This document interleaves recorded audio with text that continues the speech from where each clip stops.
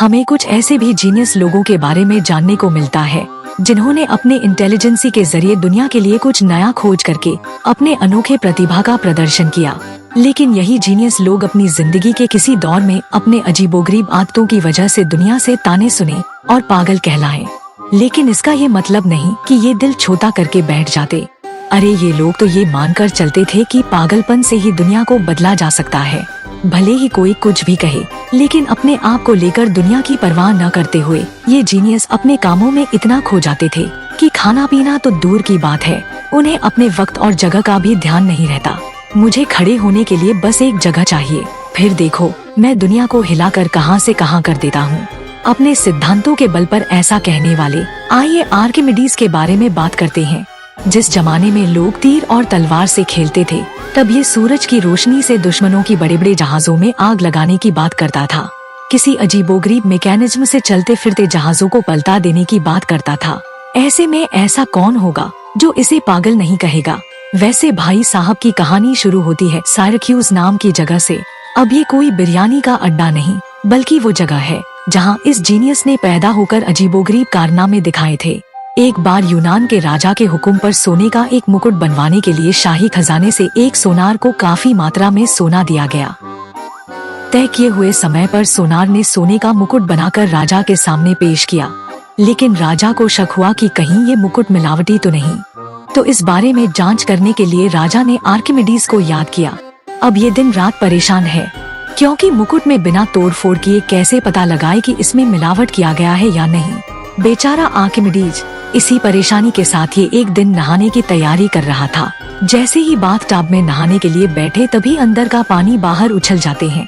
अब कोई आम आदमी होता तो टब से निकल जाता, लेकिन ये तो आर्किमिडीज था। समझ गया कि कोई भी चीज पानी में उतना ही जगह घेरती है जितना पानी बाहर निकलती है। अगर आप एक पत्थर को पानी में डालते हैं और वो पूरा डूब जाता है, तो इसका ये मतलब हुआ कि पत्थर का वजन या साइज जितना होगा, पानी उतना ही बाहर निकल जाएगा। अगर पत्थर की जगह किसी लकड़ी के टुकड़े को डालेंगे, तो वो थोड़ा ही डूबेगा, क्योंकि वो कम पानी जो हटा रहा होगा। अब सोचो, इस छोटी सी बात से ही कितनी बड़ी बड़ी चीजें बनी। जहाज पनडुब्बी से लेकर तैरने के नियम तक, यही प्रिंसिपल उसने मुकुट की सच्चाई को पता लगाने में लगाया। उसने पहले तो सोने के ताज का साइज और वजन मापा, फिर असली सोने के वजन और साइज से तौल कर देखा, तो जवाब साफ था। वैसे ये थे तो नहाने के चक्कर में, लेकिन हद तो तब हुआ जब इस नए खोज की कामयाबी में ये इतना खुश हुआ कि ये जैसे थे वैसे ही चिल्ला चिल्ला कर दौड़ पड़े। भूल गया कि ये नहा रहा था। जुबान पर बस एक ही शब्द दोहरा रहा था, यूरेका। अब मोहल्ले वालों के बीच कानाफूसी चल रही है कि कहीं ये पागल तो नहीं हो गया, लेकिन कौन समझ पाता कि ये क्या समझकर भागे थे। लेकिन इसका ये मतलब नहीं कि अगर कोई अजीब चीज मिल जाए तो पड़ोसियों को बिना कपड़ों के दौड़ते हुए चौंकाने की जरूरत नहीं, बस ठंडे दिमाग से सोचना है। तो उन्होंने सोचा कि कोई चीज पानी में डालो तो वो चीज हल्की हो जाती है, मानो पानी उसे ऊपर की तरफ उठा रहे हो। ये तो चमत्कार है, इसके बिना तो हमारा काम बस पानी में डूबने का होता। सच तो ये है कि इसी बल के चलते नावें पानी में तैरती है, बड़ी बड़ी जहाजें कभी समंदर में नहीं डूबते। इस सिद्धांत को अपने फॉर्मूले में फिट करके ये हमें कहता है कि लो भाई, अब तुम भी इसे समझो। इससे आजकल के इंजीनियर्स और साइंटिस्टों को समझ में आया कि कैसे सही आकार और वजन की चीजें बनाकर हम उन्हें तैरने के काबिल बना सकते हैं। ये वो आदमी है जिसने बिना नहाए ही दुनिया को बदल दिया। एक जमाने में जब लोग भारी भरकम पत्थरों को उठाने के लिए घंटों मेहनत करते थे, तब इस बंदे ने सोचा कि इतनी मेहनत क्यों, आओ कुछ दिमाग लगाते हैं। तो इसने लीवर पुली जैसे टूल्स पर दिमाग लगाया। लीवर वो मैकेनिज्म है जिसे अगर सही जगह से दबाएं तो कम ताकत लगाकर ही भारी चीजों को उठाया जा सकता है। और पुली वो होता है जिससे चीजों को ऊपर नीचे करते हैं, जैसे कुएं से पानी निकालने वाली रस्सी। इसकी इन्हीं कारनामों के बदौलत आज की सारी क्रेन, लिफ्ट जैसी चीजें चलती है। इस बंदे को कंप्यूटर चलाने का मौका नहीं मिला तो क्या हुआ, सब कुछ कागज कलम से ही कर दिया था।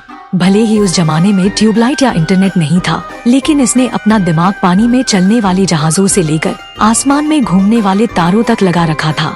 वैसे जब लोग समंदर में जाते थे, तब उन्हें रास्ता ढूंढने में बड़ी मुश्किल होती थी, क्योंकि तब डायरेक्शन बताने वाला कोई पक्का जुगाड़ जो नहीं था, सब के सब तुक्का मार कर चलते थे। तो इस भाई साहब ने दिन से रात तक, सूरज से चांद तक, आसमान में इनकी पोजीशन और मोमेंट को समझने की कोशिश किया। तो इसे पता चला कि तारे एक तयशुदा रास्ते पर चलते हैं, जैसे नाविकों को पता चल गया कि कौन सा तारा किस दिशा में मिलेगा और वो अपने जहाजों को सही दिशा में ले जा सके। मतलब समझो, मानो आर्किमिडीज ने नाविकों के हाथ में समंदर का गूगल मैप बनाकर रख दिया हो। अब से जब ये लोग समंदर में जाते थे, वो तारों को देखकर रास्ता ढूंढने लगे।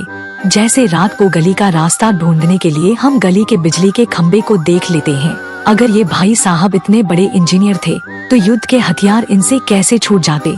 इसने हथियारों के मामले में अपने दिमाग का ऐसा इस्तेमाल किया कि दुश्मन तो भागते भागते थक गए।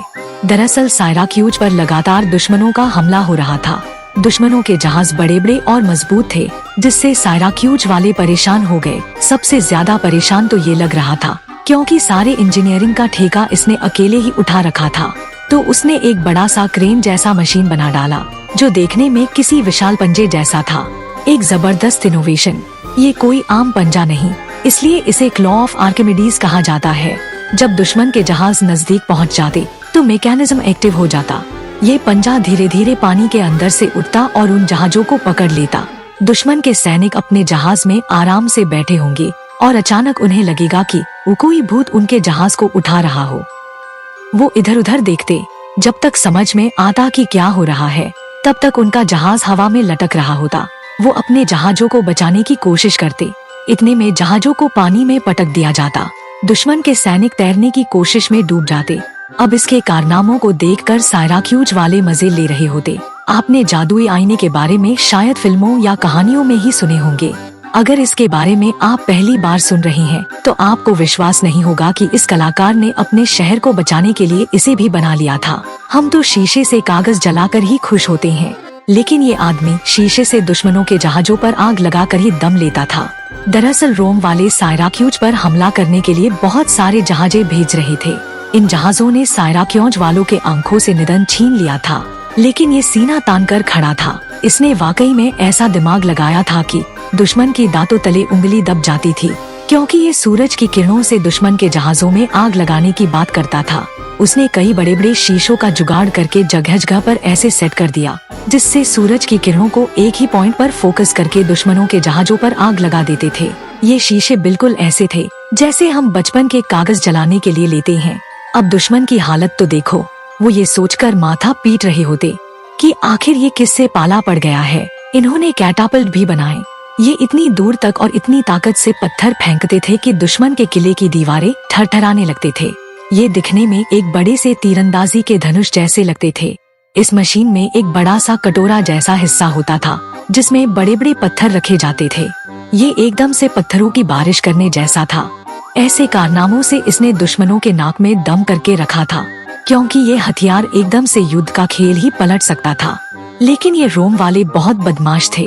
आर्किमिडीज ने तो अपनी तरफ से पूरी कोशिश की इन्हें रोकने के लिए, लेकिन जब कुछ धोखेबाजों ने रात को दरवाजे खोल दिए तब शहर में रोमानियों के घुसपैठी घुस गए।